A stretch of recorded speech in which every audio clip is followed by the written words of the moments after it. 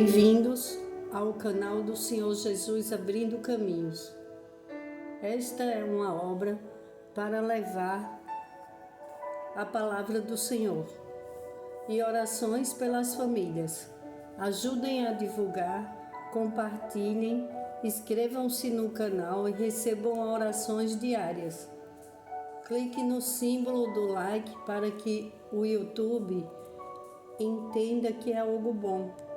Deus os abençoe grandemente em nome do Senhor Jesus. Gênesis, capítulo 37. José vendido pelos irmãos. E disse o pai a José: vá ver se está tudo bem com seus irmãos e com os rebanhos, e traga-me notícias. Jacó o enviou quando estava no vale de Hebrom. Quando os irmãos o viram, falaram: lá vem aquele sonhador. Diziam uns aos outros: é agora, vamos matá-lo e jogá-lo num destes poços, e diremos que um animal selvagem o devorou. Veremos então o que será dos seus sonhos. Chegando José, seus irmãos lhe arrancaram a túnica longa, agarraram-no e o jogaram no poço, que estava vazio e sem água. Quando os mercadores israelitas de Midian se aproximaram de seus irmãos, tiraram José do poço e o venderam por 20 peças de prata aos israelitas, que o levaram para o Egito. Então eles mataram um bode, mergulharam no sangue a túnica de José e a mandaram ao pai com este recado: achamos isto, veja se é a túnica de seu filho. Ele a reconheceu e disse: é a túnica de meu filho, um animal selvagem o devorou. José foi despedaçado. Então Jacó rasgou suas vestes, vestiu-se de pano de saco e chorou muitos dias por seu filho. Todos os seus filhos e filhas vieram consolá-lo, mas ele recusou ser consolado, dizendo: não, chorando descerei à sepultura para junto de meu filho. E continuou a chorar por ele. Nesse meio tempo, no Egito, os midianitas venderam José a Potifar, oficial do faraó e capitão da guarda. José foi traído da pior maneira pelos próprios irmãos. José foi jogado no poço por causa da inveja dos irmãos, que não suportava que o pai amava, mostrava claramente que era o predileto dele, e os irmãos não suportavam José, porque José tinha um bom coração, era inocente e carregava um grande propósito do Senhor. E o inimigo sabe quando uma pessoa carrega um grande propósito de Deus e usa pessoas para atrapalhar. E José foi jogado naquele poço. Imagino o desespero de José, o que ele pensou, o que ele passou, e ele foi vendido. Depois tiraram ele do poço e o venderam. Quanta coisa José pensou que ia morrer, ficou triste demais, Claro, uma pessoa quando está no poço, no fundo do poço, literalmente como ele, já não tem mais esperança, já não acredita mais em nada. Principalmente porque era a própria família dele, os próprios irmãos a fazer aquilo com ele. Quando uma pessoa ela é pega de surpresa por pessoas da própria família ou conhecidos, pessoas que a pessoa ama e de repente aquela pessoa ou aquelas pessoas chega e faz uma coisa terrível na vida daquela pessoa. Como imaginar que uma pessoa que você ama tanto tem coragem de te fazer mal? Como que as pessoas se sentem abatidas quando recebe uma notícia ruim, ou quando perde o emprego, ou quando ela se sente deprimida e é como a gente fala, né? Chega ao fundo do poço porque ela acha que ela vai morrer, acha que o mundo não tem mais, é um vazio. A depressão, ela é um vazio, nada preenche aquele vazio, e é uma tristeza muito grande, é uma tristeza mortal. Só quem passou pela depressão pode falar como é triste a depressão. Eu tive depressão e eu imaginava que eu ia morrer, e junto eu tive também a síndrome do pânico, e é horrível. Eu não via alegria em nada, eu não tinha alegria por nada. Com meus filhos em casa e eu não... O dia estava ensolarado e parecia aquele dia chuvoso, aquela tristeza no coração. Tomei medicação, depois recebi muitas orações, as pessoas orando por mim, mas só quem passa pela depressão é que sabe. É além do fundo do poço. A gente só tem como olhar para cima. Não dá para olhar para um lado nem para o outro, porque está lá embaixo. Imagine José, o quanto José sofreu em ser jogado pelos irmãos, aqueles irmãos que ele gostava tanto e inocente, foi contar os sonhos dele e foi dividir a alegria dele com os irmãos, a túnica que ele vestiu, que ganhou do pai. Quantas vezes você não faz algo diferente na sua casa e vai falar para as outras pessoas e de repente começa a tudo mudar na sua vida? Foi assim que aconteceu com José. José contou os sonhos dele, José apareceu com aquela túnica linda que o pai deu de presente para ele. E o que foi que aconteceu? Depois disso, tudo de ruim aconteceu na vida de José. Foi jogado pelos irmãos no fundo do poço, depois o tiraram de lá e o venderam. E o pai dele pensava que ele estava morto.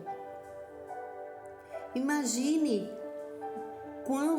quanto tempo José deve ter ficado deprimido, porque é uma história bonita, todo mundo já sabe o final da história de José. Mas o processo, no dia a dia, ele não sabia que depois ele ia ser governador do Egito.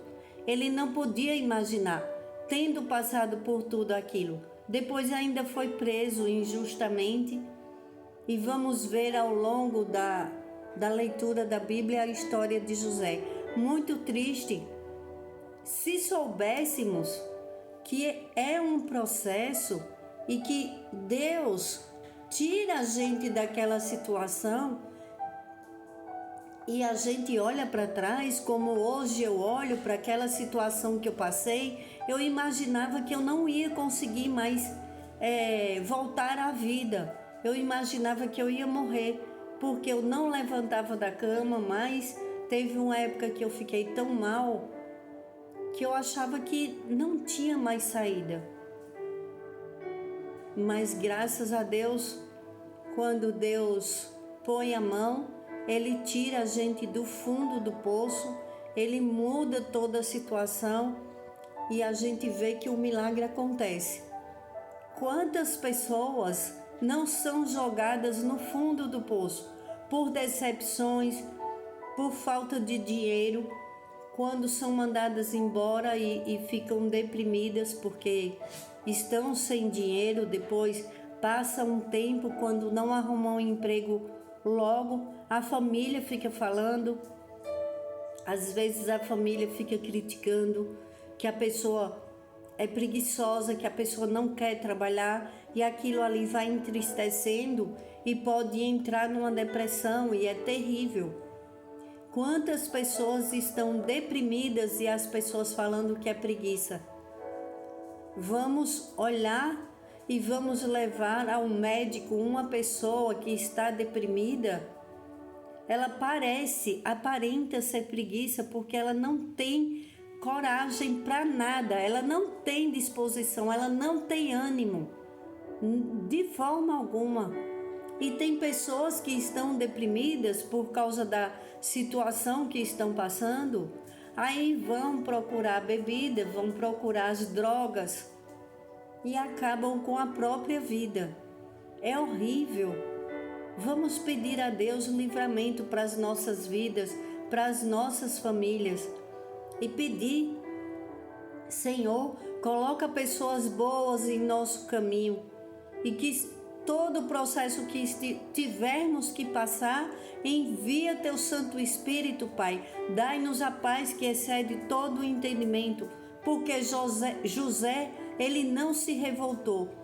Ele não ficou revoltado com nada. Ele foi corajoso, ele nunca desistiu da vida dele, ele não fez coisas erradas, ele levou uma vida muito certa, apesar de toda a maldade que os próprios irmãos fizeram com ele. Quando alguém fizer algo com você, isso não é profecia. Eu só estou falando e comparando com a vida de José. Quando se alguém te magoou, não fica falando coisas, desejando coisas ruins para aquelas pessoas. Não deseje o mal para quem te fez mal. Peça para Deus cuidar de todos aqueles que é assim. Senhor, em nome de Jesus, cuida de todos que me odeiam. Pai, perdoa, eles não sabem o que fazem. Essa foi a frase de Jesus. Aí você pode dizer: ah, mas é fácil falar quando não é com a pessoa. Eu vivi situações terríveis. Eu perdi meus pais num acidente. Foram coisas horríveis. Depois passei por muitos anos em um casamento horrível, com agressões verbais, físicas. Eu sei muito bem o que é chegar no fundo do poço. Por isso que eu estou falando. Se você está passando por alguma angústia, por algum problema que você acha que não vai ter solução e que não vai acabar sim. Tudo passa. Creia. Não passou só para mim, passa para você e passa para todos. É um processo e no meio desse processo, não se revolte com Deus, não fale coisas que vá prejudicar a sua vida ainda mais. Vamos pedir a misericórdia do Senhor pela tua vida, pela vida da tua família. Vamos pedir ao Pai que nos ensine a passar pelo processo sem revoltas, sem fazer mal para os outros. Não é porque me fizeram tanto mal que eu vou devolver o mal. De forma alguma. Eu tenho dó dessas pessoas, porque não são pessoas felizes. As pessoas que fazem isso, elas fazem porque elas sentem muita raiva no coração. E a raiva, ela é terrível, ela não é uma coisa boa. A raiva não é boa conselheira. Se alguém faz as coisas todos os dias com o coração cheio de raiva, de mágoa, de ódio, ela pode gerar um câncer, ela pode se transformar em várias coisas na vida daquela pessoa.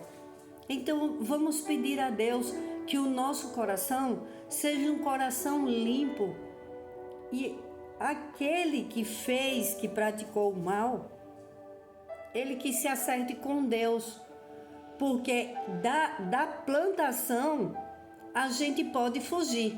Se uma pessoa não quer fazer o bem, ela não é obrigada a fazer. Deus não obriga. Se uma pessoa também não quer fazer o mal, ela está plantando para a vida dela. Porque quem não faz o mal e só faz o bem, vai colher muitas coisas boas. Aí você pode dizer, mas eu vejo tanta gente boa sofrendo, tantas injustiças, tanta coisa. Espera, dá a Deus o que é de Deus. A obra é de Deus, a obra não é nossa. Vai chegar o tempo que Deus vai fazer um reviravolta na tua vida, na vida daquelas pessoas que plantaram o bem, e aqueles que plantaram o mal. Não é um desejo do meu coração, e nem são palavras que eu estou falando para amaldiçoar ninguém. Só que uma pessoa que faz o mal, ela vai colher também aquilo, vai ser cobrado dela. Porque depois foi cobrado da família de José. Depois os irmãos de José passaram por uma situação e dependeram de José. Foram precisar de quem? De José. Então você creia que o que você hoje acha que está muito difícil para você, no futuro, esse sofrimento, essa passagem no futuro vai ser motivo de bênçãos. E aqueles que ficavam achando que tua vida ia ser destruída, vão ficar indignados e vão dizer, como pode acontecer isso? Eu já achava que na vida dela, essa pessoa não ia ter condições de se reerguer nunca mais. Só pode ter sido o Deus dela mesmo, dessa pessoa, porque ela sozinha jamais teria conseguido. E é assim mesmo, sozinho nós não conseguimos sair do poço. O sair do poço é com a mão de Deus tirando a gente de lá, a gente segurando na mão de Deus. Enquanto se passa pelo processo, tem que ter o temor de Deus, não pode ficar murmurando, xingando, esbravejando. Eu peço encarecidamente, fale palavras de bênção, profetize na sua vida e na sua família. Fale, é só um processo, está acabando, já está terminando, porque o meu Pai é poderoso, Ele vai me tirar dessa situação. E quando você vê alguém passando ou estando no fundo do poço, não acabe com a vida dele. Se você puder ajudar, dê a mão para ele, que Deus vai te abençoar. Não empurre ele mais para o fundo do poço. Seja aquele que segura na mão do seu irmão, da sua irmã, e tire do fundo do poço. Não seja como os irmãos de José que jogaram ele lá dentro. Seja a pessoa usada pelo Senhor para tirar o seu irmão, porque aqui na terra somos todos irmãos, somos todos filhos de Deus.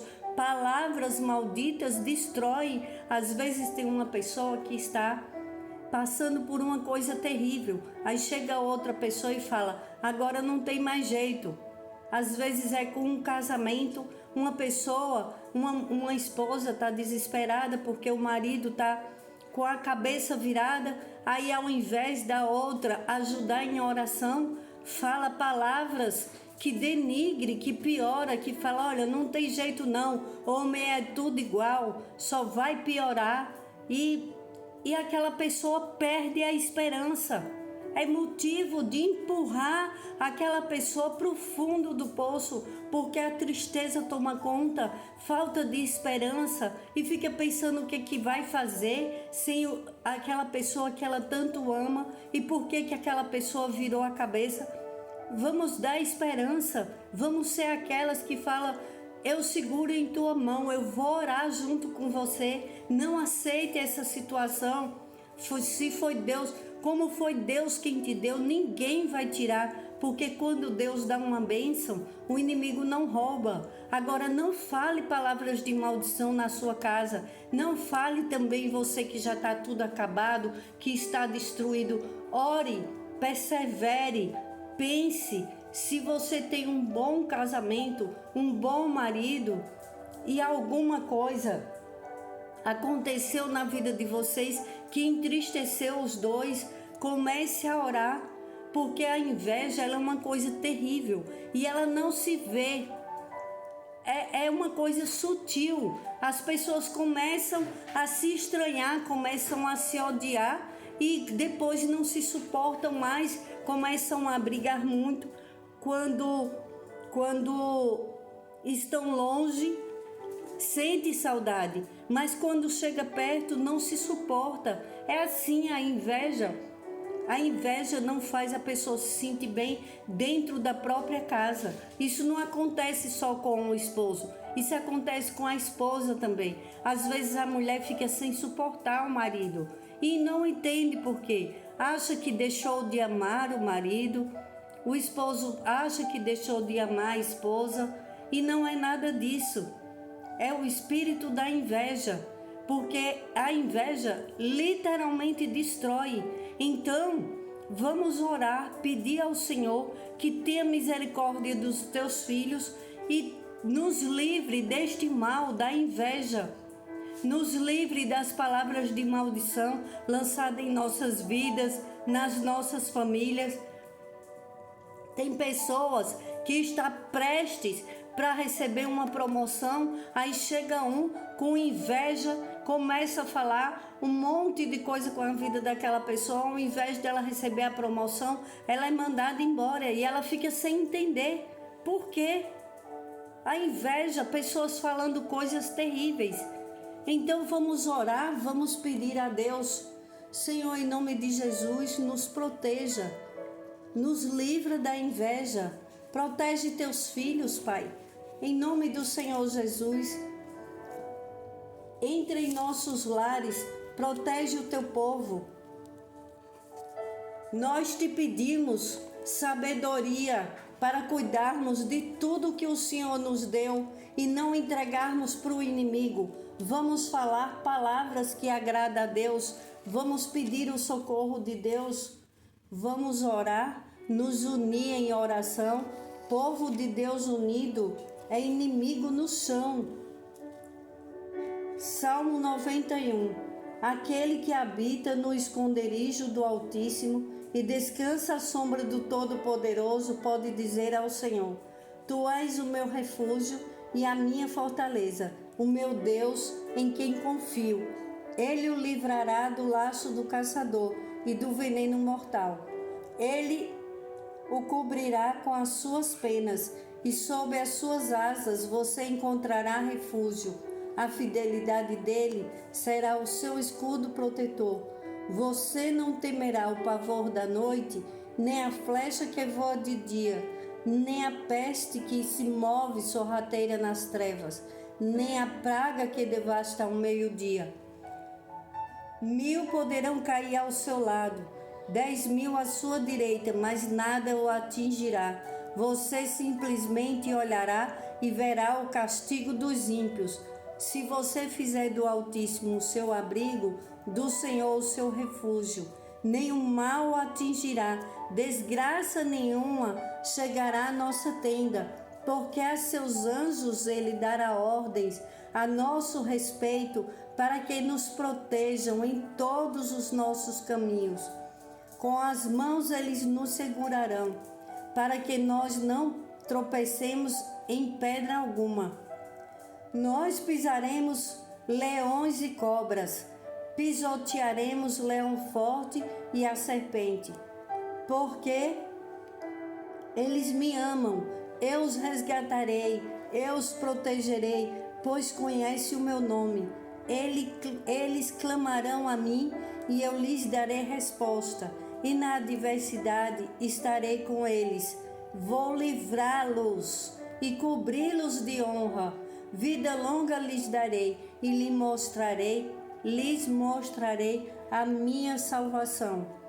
Eu peço a Deus em nome do Senhor Jesus, que todo aquele que foi humilhado, que está achando que não tem mais jeito, e profetizo em nossas vidas que o Senhor vem com honra, vem com proteção, que sejam envergonhados todo aquele inimigo da obra do Senhor.